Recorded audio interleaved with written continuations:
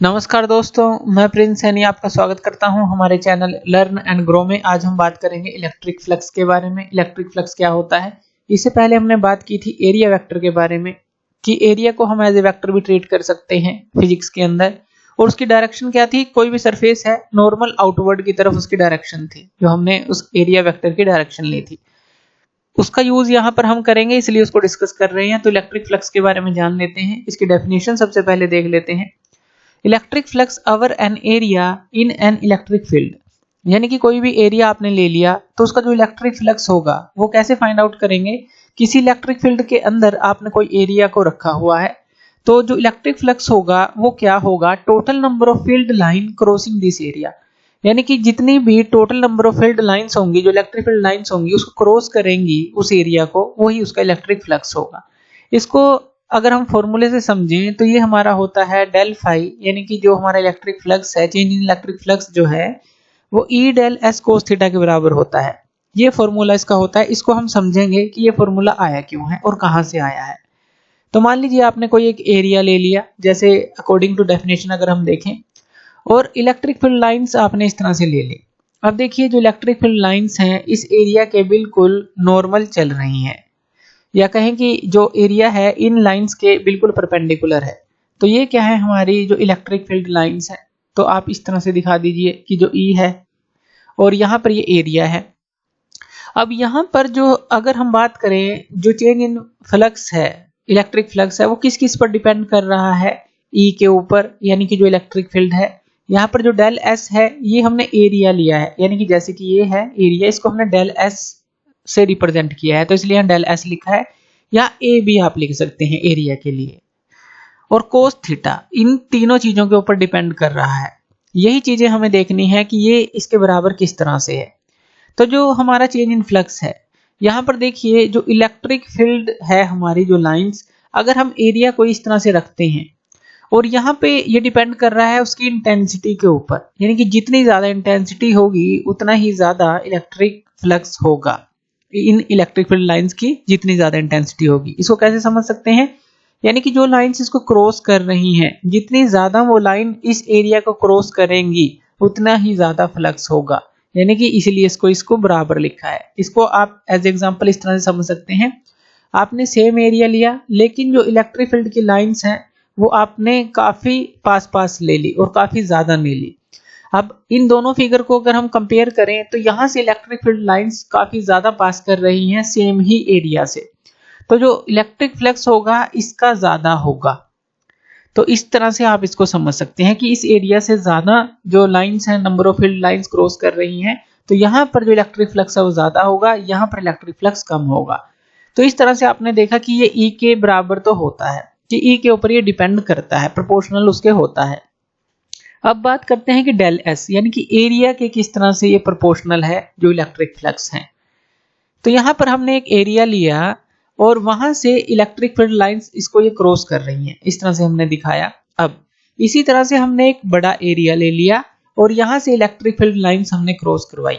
Same electric field lines थी जितनी भी थी, लेकिन हमने क्या किया, जो एरिया था डेल एस था, तो एरिया हमने यहाँ पर थोड़ा लार्ज ले लिया है। अब यहाँ पर देखिए क्या हुआ, जैसे ही एरिया इंक्रीज हुआ तो यहाँ पर इलेक्ट्रिक फील्ड लाइन, जैसे ये वाली लाइन थी, ये क्रॉस नहीं कर पा रही थी इसको, और इसी तरह से और भी लाइंस अगर हम लेते हैं वो क्रॉस नहीं कर पा रही होंगी। मान लीजिए यहाँ इसके पास से गई है ये, अगर यहाँ पर देखें हमने एरिया बड़ा कर दिया तो ये लाइन भी इससे क्रॉस कर पाई, और कोई इसके पास और लाइन होगी वो भी इससे क्रॉस कर पाई। यानी कि जितना बड़ा आप एरिया लेंगे उतनी ज्यादा इलेक्ट्रिक फील्ड लाइंस इससे क्रॉस करेंगी, यानी कि जो हमारा चेंज इन फ्लक्स होगा वो प्रोपोर्शनल है, हमारे डेल एस के भी प्रोपोर्शनल है, एरिया के भी प्रोपोर्शनल है। जितना ज्यादा एरिया होगा उतना ज्यादा इलेक्ट्रिक फ्लक्स होगा। हमने ये देखा, जितनी ज्यादा जो इलेक्ट्रिक फील्ड है हमारी, जो लाइंस हैं जितनी घनी होंगी, यानी कि जितनी ज्यादा क्रॉस करेंगी उतना ही ज्यादा इलेक्ट्रिक जो फ्लक्स होगा। अब कोस थीटा देख लेते हैं। अब मान लीजिए आपने एक एरिया लिया और जो इलेक्ट्रिक फील्ड की लाइंस हैं, अगर हम इसका आप एरिया वेक्टर लें, एरिया वेक्टर किस तरफ होगा, normally outward from the surface. तो ये हमने एरिया वेक्टर ले लिया, इसको हम एन कैप से डिनोट कर देते हैं, और ई जो है वो इस तरफ है। अब यहाँ पर देखिए दोनों ही ये पैरेलल है, दोनों ही पैरेलल है, यानी कि यहाँ हम कह सकते हैं जो थीटा है वो 0 डिग्री है। अगर थीटा 0 है तो कोस 0 हमारा 1 हो जाएगा, यानी कि जो डेल फाई है वो किसके बराबर आ जाएगा, ई डेल एस के बराबर, जिसको हम बोलेंगे कि ये मैक्सिमम वैल्यू है, क्योंकि कोस 0 1 होगा तो मैक्सिमम होगा वहां पर ये, तो ये मैक्सिमम वैल्यू आ जाएगी। अब देखिए दूसरा अगर हम एग्जांपल लें इसके अंदर, अगर हम एरिया को इस तरह से, पहले तो ये इसके बिल्कुल नॉर्मल था, लेकिन अब हम इसको इस तरह से जो है हॉरिजॉन्टली ले लेते हैं, या वर्टिकल लिया था या हॉरिजॉन्टली इसको ले लेते हैं, और इलेक्ट्रिक फील्ड लाइन से इस तरह से जा रही हैं। अब ये इसके पैरेलली जा रही हैं, और जो एरिया वेक्टर देखें तो वो कहां पर होगा, उसकी डायरेक्शन तो हमें पता है कि नॉर्मली आउटवर्ड होगी सरफेस से, यानी कि इन दोनों के बीच में ई और जो हमारा एरिया वेक्टर है, इन दोनों के बीच में एंगल देखें हम 90 डिग्री का बनता है। अगर थीटा आपका 90 डिग्री का होता है तो कोस 90 क्या हो जाता है, 0, यानी कि जो डेल फाई होगा वो हमारा 0 आ जाता है। इसमें आप कहेंगे कि ये जो है 0 एक तरह से इसकी वैल्यू आ गई। तो यहां पर यही जो है कोस थीटा का फंक्शन आता है कि थीटा को अगर हम 0 रखते हैं तो तभी तो वो मैक्सिमम होता है फ्लक्स, तो इसीलिए यहाँ पे कोस थीटा लिया गया है। और 90 रखेंगे यानी कि ये जो है परपेंडिकुलर एरिया वेक्टर होगा ई से, तो यहाँ पर जो फ्लक्स है वो 0 हो जाएगा, यानी कि जो हमारा एरिया है वो बिल्कुल इसके पैरेलल होगा जो इलेक्ट्रिक फील्ड लाइंस है। तो इस तरह से यहाँ कोस थीटा का फंक्शन आ जाता है, या कहें कि जो चेंज इन फ्लक्स है वो इन तीनों चीजों पर डिपेंड करता है, इसलिए ये फॉर्मूला लिखा गया है E del S cos theta. अब उसके बाद बात कर लेते हैं जो इसकी यूनिट्स आती हैं उसकी, लेकिन उससे पहले जान लेते हैं, मान लीजिए आपको जो इलेक्ट्रिक फ्लक्स निकालना है, अगर वो किसी क्लोज्ड सरफेस पे है, कोई भी क्लोज्ड सरफेस है, मान लीजिए इस तरह का कोई क्लोज्ड सरफेस है। अब ये तो हमने प्लेनर एरिया लिया था, अब यहाँ पर आप कैसे निकालेंगे, तो इसके अंदर क्या करते हैं आप प्लेनर सरफेस इस तरह से ले लेते हैं, प्लेनर सरफेस मान लीजिए इस तरह से आप ले लेते हैं, और यहाँ पर जो इलेक्ट्रिक फील्ड की लाइंस हैं उनको आप देखते हैं जो हमारी आ रही हैं, यहाँ से पास कर रही हैं इस तरह से, और जो हमारा एरिया वेक्टर है उसको देखते हैं। तो हर एक का यानी कि आप जो है हर एक इंडिविजुअल जो एलिमेंट आपने लिया उसको आप लेंगे और फिर उनको ऐड अप कर देंगे, या कहें कि उनका इंटीग्रल कर देंगे। ये जो है हमने सर्कल क्यों लगाया है, ये क्लोज सरफेस को दिखा रहा है।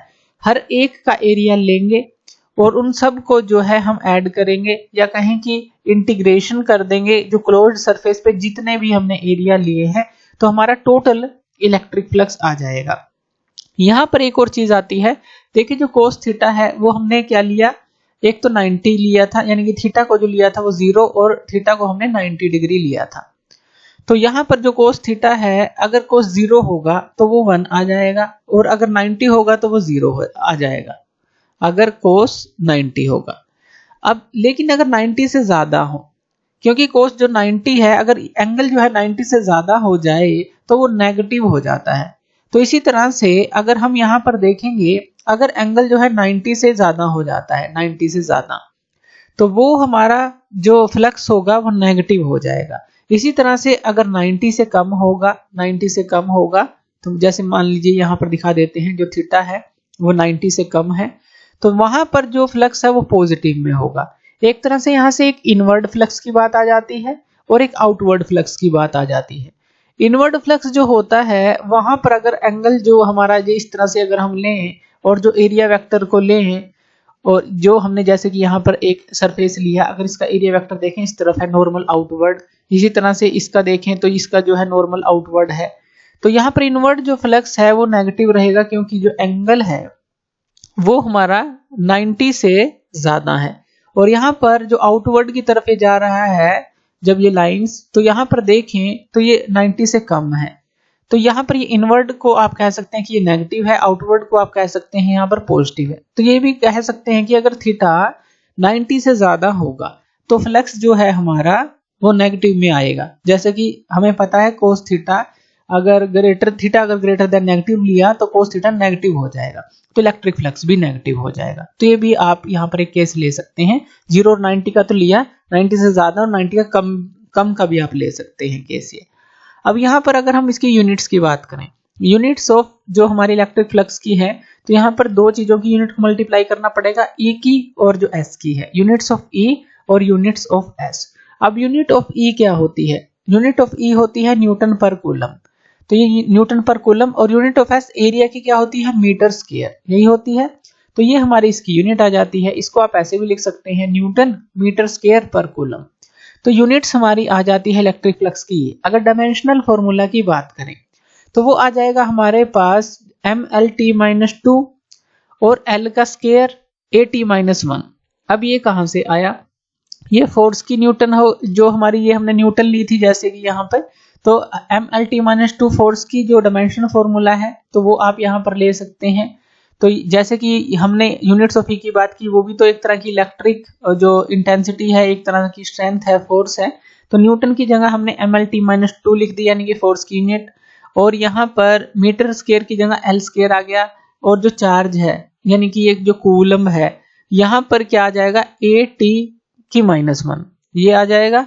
अब इनको जब हम जोड़ेंगे यानी कि mlt-2 यहाँ L स्क्वायर है, at-1 है, जब इनको हम कंबाइन करेंगे, मल्टीप्लाई करेंगे, तो हमारे पास क्या आ जाएगा, m की पावर 1 है, m तो कहीं पर भी नहीं है। L की पावर कितनी आ जाएगी, यहाँ 1 है, यहाँ 2 है, तो L की पावर 3 आ गई। उसके बाद t की पावर यहाँ -2 है और यहाँ t की पावर कितनी है, -1 है, यानी कि ये भी ऐड हो जाएगी, ये t की पावर -3 आ जाएगी और a की पावर यहाँ पे क्या आ जाएगी, -1। तो इस तरह से देखिए ये जो डायमेंशन फॉर्मूला है इलेक्ट्रिक फ्लक्स का वो भी आप निकाल सकते हैं। तो इलेक्ट्रिक फ्लक्स के बारे में हमने जाना कि ये फॉर्मूला किस तरह से बना, उसकी यूनिट्स हमने जानी, उसका डायमेंशन फॉर्मूला हमने जाना, देखा कि कहाँ मैक्सिमम है ये और कहाँ पर ये मिनिमम होगा और कहाँ पर नेगेटिव होगा। ये सारी चीजें हमने इलेक्ट्रिक फ्लक्स के अंदर आज पढ़ी। तो थैंक यू वीडियो देखने के लिए, और इसी तरह की वीडियोस के लिए आप हमारे चैनल लर्न एंड ग्रो पे हमें सब्सक्राइब कर सकते हैं। धन्यवाद।